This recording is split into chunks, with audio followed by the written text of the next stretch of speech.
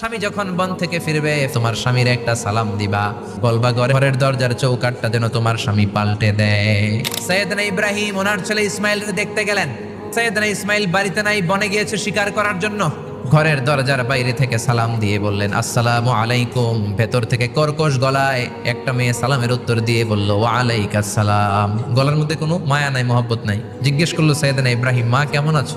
মেয়েটা কয় বেশি সুবিধার না। তোমাদের খাওয়া দাওয়া কেমন চলে? ভালো না। তোমার জামাই কই? বনে গেছে। এবার মেয়েটা বলতেছে আমনে কেডা? সৈয়দনা ইব্রাহিম বলে আমি কে চিনবা না?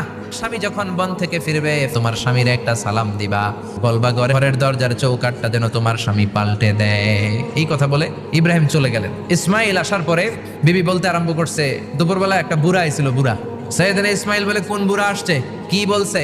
বিবি বলে আপনারে সালাম বলছে ওয়ালাইকুমুস সালাম। আর কি বলেছে? আর বলছে ঘরের দরজার চৌকাঠ যেন আপনি পাল্টে ফেলেন। এই কথা বলার পরে সৈয়দনা ইসমাইল চিৎকার দিয়ে